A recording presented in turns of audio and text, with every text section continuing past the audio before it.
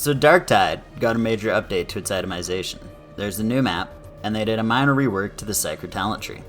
Let's start with the itemization. First things first, from what I've seen, 500 is now the best possible gear score. They have reduced a lot of the 540 plus items down. They did not touch their stats, just lowered the gear score as they changed how gear scoring is calculated. They removed the ability to destroy an item to unlock the blessing from it, and replaced it with a weapon leveling system. As you level up your mastery with a weapon, it gives you points to unlock the perks. You have to unlock so many level 1s, then it lets you unlock level 2s, and so on and so on. Pretty much, it eliminates luck from the equation of unlocking the blessings you want. It also reduces the amount of grind to get to 2 level 4 blessings rather significantly. They also got rid of the resource cost to rebless a weapon. Now it only costs dockets, making it easy to run one weapon on multiple builds, just changing the blessings around as you need.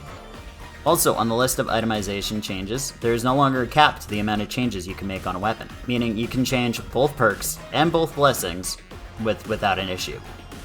On the topic of changing gear for multiple builds, there is now a mark button on gear that lets you change it between the different versions of the same weapon. Meaning, if you like the Mark 6 Recon Las for some situations, and the Mark 3 for others, you don't need 2 guns. Instead, you can swap the one gun between the 2 marks as needed. This is all done through the loadout menu. Lastly, they redid how the gear scoring works.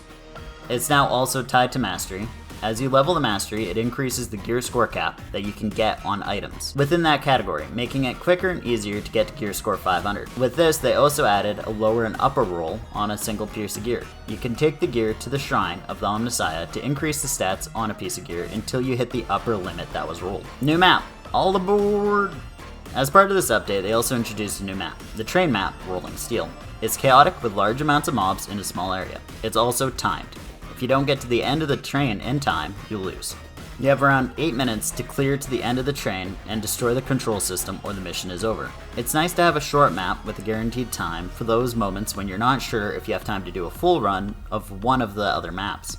It's also nice because it gives decent mastery experience for the length of the mission, making it a good power leveling choice for those trying to improve their mastery and adopt to the new systems. The new map does come with a new objective minigame.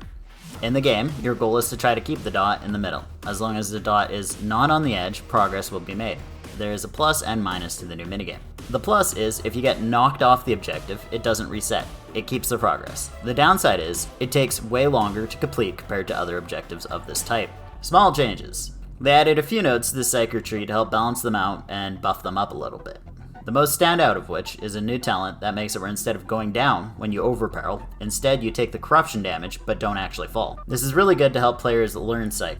So if you're a Psyker player, your trees got reset. The Thunder Hammer has been rebalanced. It now does less damage to monstrosities, but more to everything else across the board. The devs want it where people aren't just using the Thunder Hammer to one-shot monstrosities, they want it to be useful in other scenarios. They're hoping to see it used more in general play. More penances were added in regards to weapon mastery, and more things were added to the list of things to unlock through penances, so, huzzah, more cosmetics. There are also a lot of minor tweaks, such as the Zealot getting more toughness from their talent tree, but none of them are too major. Between this and the previous updates, they've been making it where other classes can use more of the weapons, so have a look around. Maybe there's one of the weapons that is now available to your class that you would like to use. So that's it for now. Until next time, bye.